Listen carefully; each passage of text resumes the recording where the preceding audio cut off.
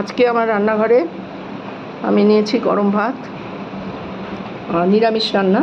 আজকে নিরামিষ করেছি। এখানে আছে কাঁচা মুগের ডাল, মেথি ফোড়ন দিয়ে, কাঁচা লঙ্কা ফোড়ন দিয়ে, আর এখানে আছে পাঁপড় ভাজা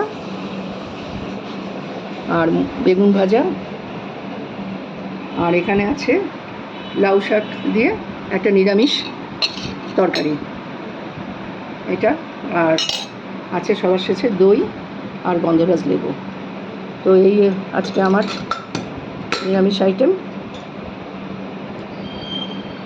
তো মাঝে মাঝে নিরামিষে একটু চেঞ্জ হতে ভালোই লাগে, তাই আজকে নিরামিষ করলাম।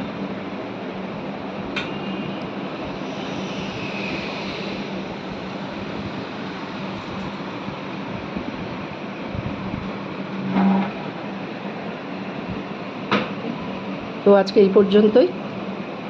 নমস্কার।